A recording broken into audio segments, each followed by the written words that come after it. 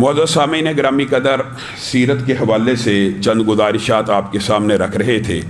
کچھ آج سیرت کے حوالے سے مختصر گزارشات کر کے، گزشتہ ہفتے میں ہمارے بہت سے قریبی ساتھیوں کے والدین فوت ہوئے، اس حوالے سے چند گزارشات بھی آپ کے سامنے رکھیں گے۔ نبی کریم صلی اللہ علیہ وسلم، ان کے اوپر جب پہلی وحی آئی، انسانی تاریخ کا یہ عظیم الشان واقعہ کہ جس رات میں اتری وہ رات 1000 مہینے سے بہتر، جس ماہ میں اتری وہ ماہ رمضان، جس شہر میں اترا یہ قرآن پاک وہ شہر ام القرا، جس نبی کے اوپر اترا وہ نبی نبیوں کا سردار۔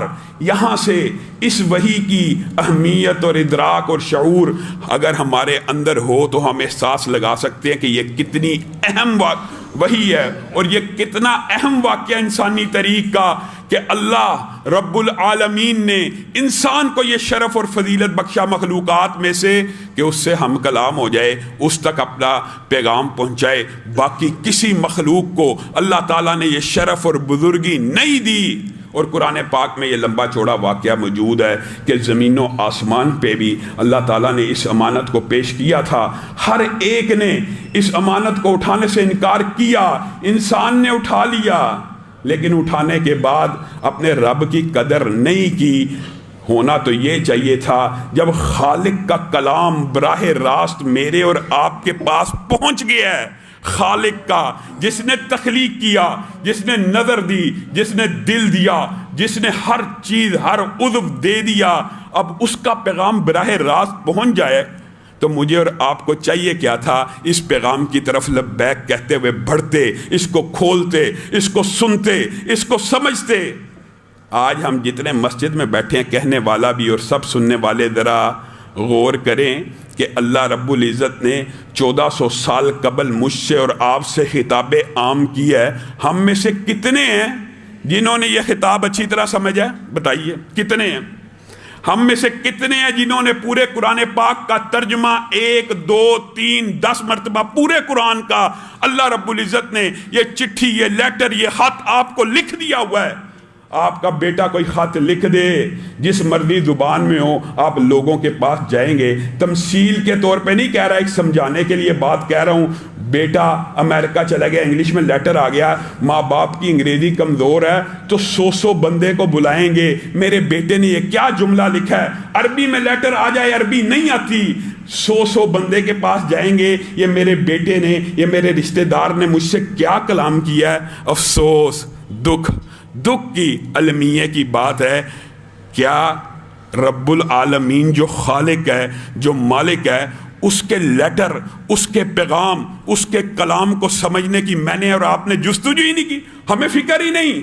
بیٹھے ہوئے ہیں، زندگی کے 40 برس گزر گئے، 20 برس گزر گئے، 50-60 برس بھی گزر گئے ہیں، ایک مرتبہ بھی زندگی میں وہ لمحہ نہیں آیا کہ الف لام میم سے لے کے ناس تک پورا ترجمہ ایک ہی مرتبہ پڑھ لیا ہو، ایک مرتبہ بھی نہیں، الا ماشاء اللہ۔ ہاں، کچھ لوگ قرآن سے محبت کرنے والے ہیں، کچھ لوگ اپنی تخلیق کا مقصد سمجھتے ہیں، ان کو پتہ ہے اللہ رب العزت نے ہم سے کچھ کلام کیا، ہم ایک مرتبہ سمجھے تو صحیح ہمارا رب ہم سے چاہتا کیا ہے۔ یہ اتنا عظیم الشان واقعہ، اس کو ہم بھول چکے ہیں۔ ہاں، نبی محترم صلی اللہ علیہ وسلم کے اوپر جب پہلی وحی آئی، اس کے بعد کچھ دیر وحی بند رہی، لیکن اس کے بارے میں بعض لوگوں نے، بعض سیرت نگاروں نے بھی صحیح معنوں میں انصاف نہیں کیا۔ انہوں نے کہہ دیا 3 سال تک وحی نہیں تھی آئی، اتنے ماہ تک وحی نہیں تھی آئی۔ یہ سب باتیں جھوٹ ہیں، مبالغے کے اوپر مبنی ہے۔ صحیح روایات سے یہ بات ملتی ہے کہ چند دن، چند ایام، 1 ہفتہ ہو سکتا ہے، 2 ہفتے ہو سکتا ہے، چند ایام کا لفظ ہے۔ چند ایام ایسے تھے پہلی وحی کے بعد کہ وحی کو روک دیا گیا۔ وجہ کیا؟ تاکہ نبی کریم صلی اللہ علیہ وسلم کے دل کے اوپر یہ جو اچانک جبریل امین کو دیکھ کر ایک ہیبت طاری ہو گئی ہے، اور اعجاب اور غور و فکر کے اندر ایک صحیح ڈائریکشن آپ کو مل سکے، یہ وقفہ صرف اس لیے تھا کہ نبی کریم صلی اللہ علیہ وسلم حقیقی معنوں میں یہ بات سمجھ لیں کہ ان کو اللہ کا رسول بنا دیا گیا ہے، ان کے اوپر نبوت کا منصب نازل ہو گیا ہے۔ نبی کریم صلی اللہ علیہ وسلم ان ایام میں جب وحی کا وقفہ آیا تو آپ غور و فکر کر رہے. پہلا واقعہ آپ کے سامنے گزشتہ خطبے میں رکھا تھا. تیزی سے گئے حضرت خدیجہ کے پاس, کہا کمبل اڑاؤ, اور اس کے بعد حضرت خدیجہ ورقہ کے پاس لے کے گئیں. اور نبی کریم صلی اللہ علیہ وسلم نے حضرت ورقہ کے بارے میں اسی لیے کہا ہے کہ ورقہ کے بارے میں کچھ ایسا ویسا نہ کہا کرو, میں نے ورقہ کو جنت میں دیکھا ہے, ورقہ کے جنت میں 1 یا 2 باغ ہیں. تو حضرت ورقہ نبوت کے اس اعلان سے ساتھ ہی اخذ کرنے والے تھے کہ ان کے اوپر وہ فرشتہ آ چکا ہے جو موسیٰ کے اوپر آیا. اسی وجہ سے ان کو وہ فوت ہو گئے علانیہ نبوت کے دعوے سے قبل. اور جب نبی کریم صلی اللہ علیہ وسلم کو ابلاغ عام کی ڈیوٹی سونپی گئی, اس کے بعد ورقہ کو مہلت نہ ملی, لیکن ورقہ کو اسی لیے نبی کریم صلی اللہ علیہ وسلم نے جنت کی بشارت سنا دی. وہ پیغام سمجھ چکے تھے. یہ بات یاد رکھیے کہ حضرت خدیجہ کا نبی کریم صلی اللہ علیہ وسلم کے ساتھ معاملہ ان ایام میں بہت عمدہ تھا. یہ بھی ایک لمبا چوڑا باب ہے, انشاءاللہ اس حوالے سے سیرت خدیجہ میں روشنی ڈالیں گے. اب نبی کریم صلی اللہ علیہ وسلم اس وحی کے وقفے کے دوران سوچتے تھے وحی کیوں نہیں آ رہی, وحی اچانک بند کیوں ہو گئی. جو اب یہ سوچتے سوچتے آپ پہاڑ پہ چڑھتے, آپ وہی طبیعت جو آپ کو پہلے بتائی تھی کہ گوشہ نشینی اور حلوت نشینی کا شوق پڑ چکا تھا, تخلیق کا مقصد آپ غور و فکر کیا کرتے تھے کہ کوئی ضرور بڑا کام مجھ سے لیا جانا ہے. جو میرے ساتھ بچپن میں یہ واقعات آئے, ساری جوانی میں یہ واقعات آئے, نبی کریم ان کے اوپر غور و فکر کیا کرتے تھے. پھر اچانک جب جبریل امین آ گئے, آپ کو یہ ادراک اور شعور ہو گیا کہ رب تعالیٰ نے, زمین و آسمان کے مالک نے, خالق نے, رازق نے مجھ سے کلام کرنے کا ارادہ کیا ہے. یہ بات سمجھ چکے تھے, لیکن بے چین ہوئے کہ اس میں وقفہ کیوں آ گیا ہے, جبریل امین دوبارہ کیوں نہیں آتے. تو جب بے چین ہو جاتے تو جبریل امین انسانی شکل میں آتے اور نبی کریم صلی اللہ علیہ وسلم کو کہتے آپ اللہ کے رسول ہیں, آپ کے اوپر وحی آنے والی ہے, دوبارہ بھی آئے گی, قریب ہے وہ وقت. نبی کریم صلی اللہ علیہ وسلم کو تسلی دیتے. یہ اللہ رب العزت نے جو وقفہ دیا ہے پہلی وحی اور دوسری وحی کے درمیان, یہ جو چند ایام دیے ہیں, یہ ٹریننگ کے دن ہیں تاکہ نبی کریم صلی اللہ علیہ وسلم ان ایام میں غور و فکر کریں کہ اگلا حکم کیا آنے والا ہے, میری کیا ذمہ داریاں ہیں, اللہ تعالیٰ میرے اوپر کیا ذمہ داریاں سونپنے والا ہے. اور پھر جبریل امین کو نبی کریم صلی اللہ علیہ وسلم نے بعض روایات میں آسمان کے اوپر کرسی کے اوپر بیٹھے ہوئے دیکھا, اور یہ ان کی اصل حالت نہیں تھی. ہاں یہ بات درست ہے کہ نبی کریم صلی اللہ علیہ وسلم نے جبریل امین کو 2 مرتبہ ان کی اصل شکل میں دیکھا ہوا ہے. ایک پہلی وحی کے موقع کے اوپر بھی اسی لیے خیبت اور خوف طاری ہو گیا تھا. جبریل امین کا حلیہ بیان کرتے ہوئے نبی کریم صلی اللہ علیہ وسلم نے کہا تھا اتنے بڑے ہیں, 700 کے قریب پر ہیں, ایک پر مشرق کے آخر میں تھا, دوسرا پر مغرب کے آخر میں تھا. اللہ کی بہت بڑی مخلوق ہے. اس وجہ سے بھی دل کے اوپر اجابت اور خوف اور حیبت کی کیفیت طاری ہو سکتی ہے. نبی کریم صلی اللہ علیہ وسلم بہرحال بشر تھے, ان کے اوپر یہ کیفیات نارمل ہیں. اس بارے میں یہ صحیح احادیث کو رد کر کے یہ کہنا کہ یہ جی احادیث نبی کریم صلی اللہ علیہ وسلم کے بارے میں یہ کہتی ہیں, نبی کریم صلی اللہ علیہ وسلم بشر نہیں تھے.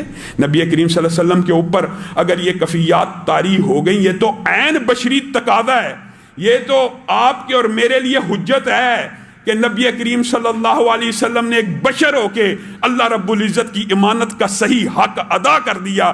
اسی لیے ان کی زندگی ہمارے لیے اسوہ ہے.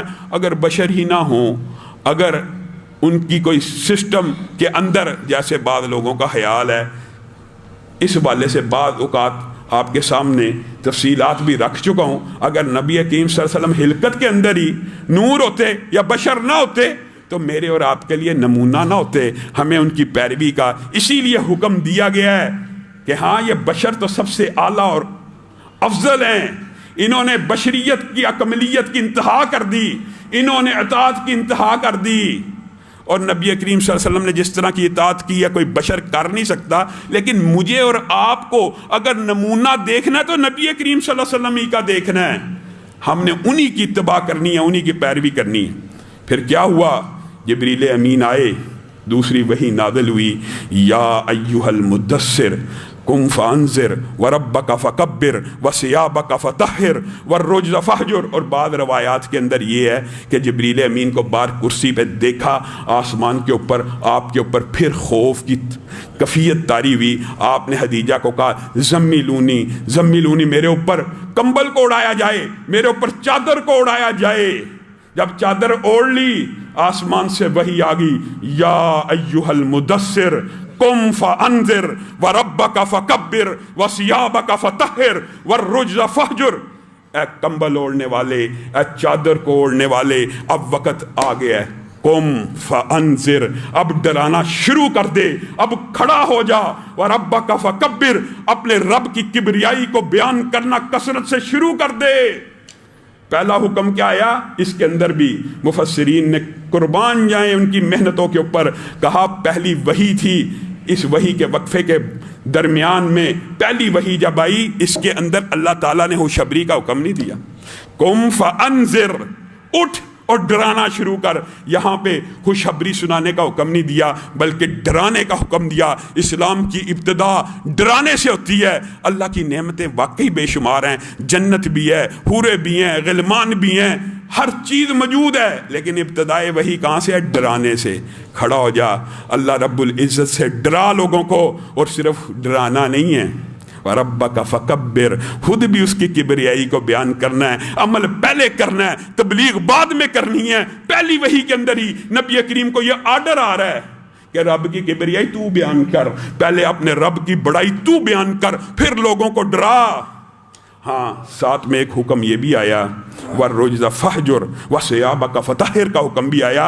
अब तेरे ऊपर जो जिम्मेदारी तेरे रब ने नादिल कर दी है, इसकी पहली शर्त ये है, आज के बाद, नबी करीम वैसे पकीदा फितरत थे, आज के बाद तेरे कपड़े पाक होने चाहिए, तेरे कपड़ों पे पलीदगी नहीं होनी चाहिए, तेरे कपड़े बोलो बराज की निजासत से, हर किस्म की आलूदगी से साफ सुथरे होने चाहिए। वर्रुज्ज़ फ़हजुर, हल्की सी भी जो मैल कुचैल है अपने आप को आरास्ता कर।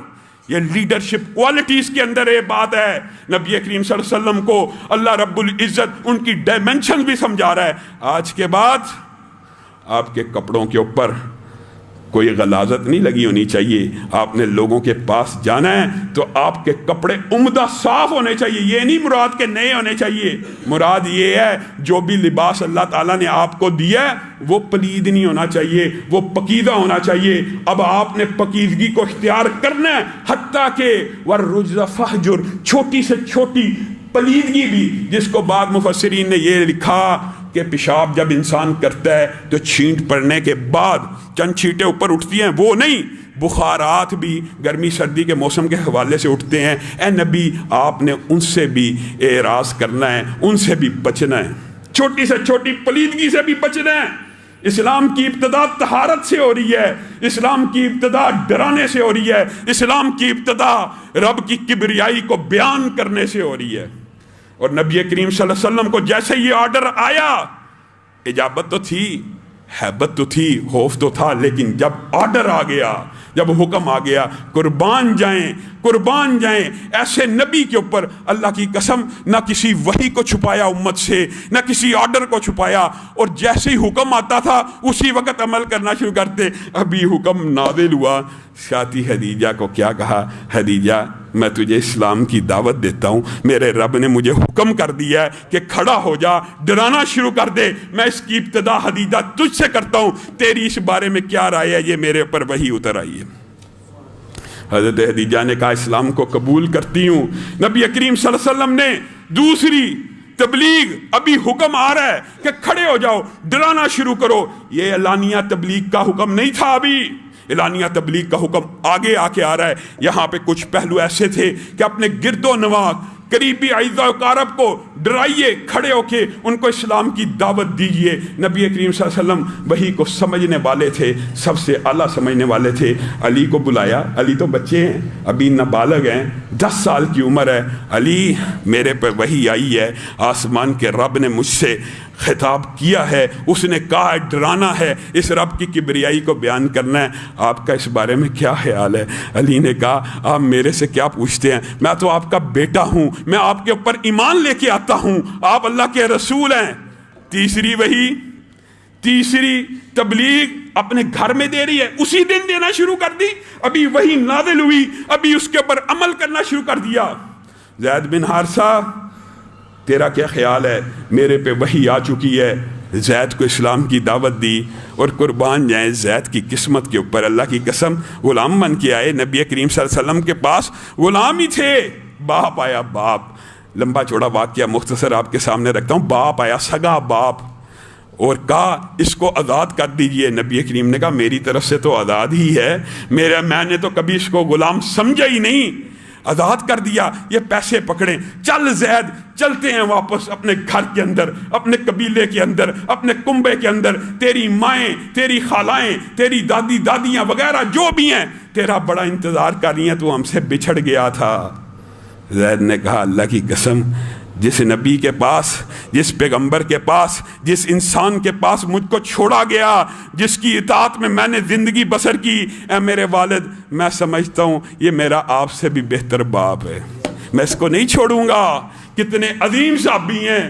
نبی کریم صلی اللہ علیہ وسلم مسکرانا شروع ہو گئے، باپ کو تسلی دی، اب بیٹا تیرا ہی ہے، بیٹا تیرا ہی ہے، جب تیرا دل چاہے اس کو ملنے آ جائے کر، تیرا ہی بیٹا ہے، اس سے پوچھ لے جانا چاہتا ہے۔ زید کو کہا بھی آپ کے والد آئے ہیں، لینے چلے جائیے۔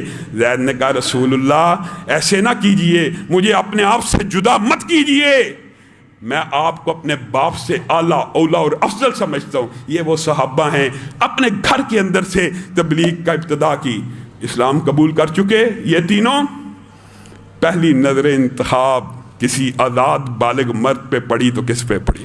قربان جائیں صدیق اکبر پر حضرت ابو بکر کو بلایا، کہا ابو بکر میرے پہ آسمان سے وحی آئی ہے، اب ایک بات بتلائیے، انسان کا جتنا مرضی قریبی دوست ہو اس کے ذہن میں کوشچن تو آ سکتا ہے، سوال کا آنا تو اعتراض کی بات بھی نہیں ہے، اچانک اتنا بڑا انکشاف اپنے دوست کے آگے، آسمان سے وحی آئی ہے؟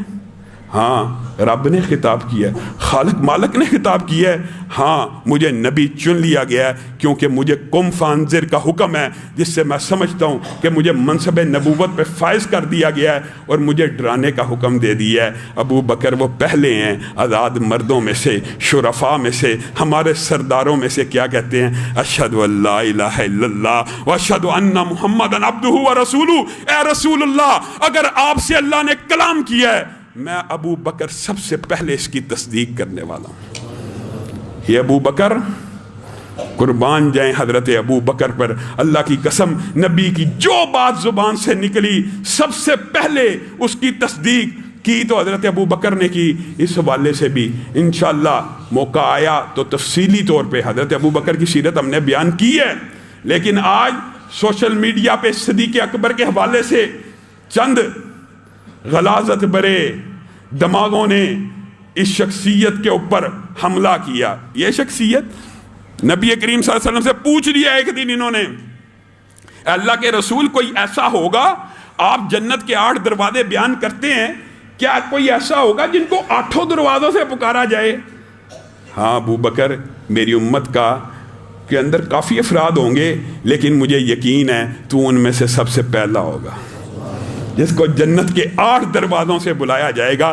تو عتیق اللہ ہے، تو اللہ کی طرف سے جہنم سے آزاد کیا گیا ہے۔ حضرت عمر و ابو بکر کی آپس میں تھوڑی سی انبن ہوگی، حضرت ابو بکر نبی کریم کے پاس سفارش لے کے آئے کہ حضرت عمر کو کہہ دے مجھے معاف کر دے، حضرت عمر مجھ سے ناراض ہو گئے ہیں۔ سفارش یہ لے کے آ رہے ہیں ابو بکر کہ حضرت عمر سے کہہ دیجئے کہ مجھے معاف کر دے، میرے سے حضرت عمر ناراض ہیں۔ نبی کریم صلی اللہ علیہ وسلم کی پیشانی پہ سلوٹیں پڑ گئیں، نبی کریم غصے میں آنا شروع ہوئے، حضرت ابو بکر کو نبی کریم کے بدلتے ہوئے تیور نظر آ رہے ہیں۔ میں نے تو شکایت اپنی طرف سے عمر کی لگائی نہیں، میں تو اپنی شکایت لگا رہا ہوں، ساتھ ہی نبی کریم کو کہہ رہے ہیں اللہ کی قسم میرا قصور تھا، میرا قصور تھا، آپ کو غصہ کیوں آ رہا ہے؟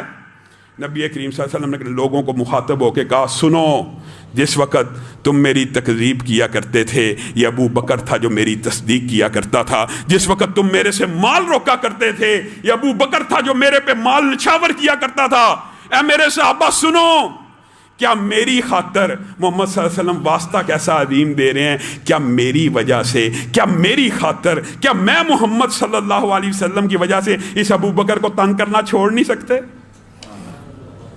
آج تمہیں نبی کے واسطے کا، نبی کی ذات کا، نبی کی حدیث کا پاس نہیں، اور اللہ کے لیے، رسول اللہ کے لیے ہی اس ابو بکر کو تنگ کرنا چھوڑ دو آج بھی۔ اب پھر بات کرتے ہیں، لوگ کہتے ہیں طلح ہو جاتے ہیں، زہریلے اور کالے ناگ اور کالے بچھوؤں نے غار ثور میں ابو بکر کو ڈسا تھا۔ 1400 سال سے وہی زہریلے سانپ اور بچھو ابو بکر کو ڈس رہے ہیں۔ حضرت ابو بکر کے شان اور مناقب کے اس قدر واقعات ہیں۔ حضرت ابو بکر اور نبی کریم صلی اللہ علیہ وسلم میں بھی کچھ مماثلتیں ہیں۔ حضرت ابو بکر وہ ہیں جنہوں نے زمانہ جاہلیت کے اندر اسلام سے قبل کسی بت کی پوجا نہیں کی، نبی کریم نے نہیں کی، حضرت خدیجہ نے نہیں کی، حضرت علی نے نہیں کی۔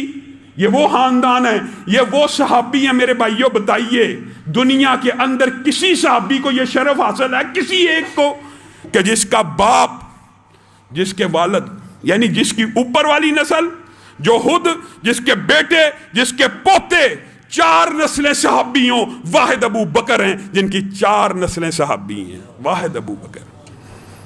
اور یہی ابو بکر ہیں جنہوں نے پھر ابتدائی نبی کریم صلی اللہ علیہ وسلم سے ادھر بات سنی، ادھر ایمان قبول کیا۔ کس کے پاس پہنچ گئے؟ عبد الرحمن ابن عوف کے پاس، عثمان ابن عفان کے پاس، سعد بن ابی وقاص کے پاس، طلحہ کے پاس، زبیر کے پاس۔ یہ عشرہ مبشر ہیں، یہ اسلام کی بنیادی اکائیاں ہیں جن کے اوپر تم حملہ کرتے ہو۔ معاذ اللہ، ایک بدبخت گستاخ نے طلحہ و زبیر کے بارے میں بھی اردہ سرائی کر دی تھی۔ معاذ اللہ، اسلام کی ابتدائی اکائیاں حضرت ابو بکر کی محنت سے اسی دن، عجیب دوستی، اللہ کی قسم، عجیب ایمانی کفیت، اللہ کا انتخاب۔ نبی کریم نے اسی لیے کہا تھا، اللہ نے انسانوں کے دلوں کو ٹٹولا اور سب سے افضل جن دلوں کو پایا ان کو نبوت کے اوپر سرفراز کیا، اس کے بعد انسانوں کے دلوں کو ٹٹولا، اور نبیوں کے بعد جن کو سب سے افضل پایا ان کو میرا صحابہ بنا دیا۔ بتائیے، یہ اولین حضرت ابو بکر ادھر سے اسلام قبول کر کے نکلے ہیں اور جا کے تبلیغ کر رہے ہیں عبد الرحمن ابن عوف کو، عثمان کو، طلحہ کو، زبیر کو، سعد بن ابی وقاص۔ ایک ہی دن میں ان 5 صحابہ نے اسلام کو قبول کر لی۔ حضرت ابو بکر کی تبلیغ سے یہ مسلمان ہوئے، ایک ایک کر کے نبی کریم کے پاس لاتے گئے۔ انشاءاللہ اس حوالے سے سیرت کے باب کے اندر تفصیلی گزارشات آئندہ خطبے سے کریں گے۔ اللہ رب العزت جو کہا گیا، جو سنا گیا، اس کو سمجھنے کی توفیق عنایت فرمائے۔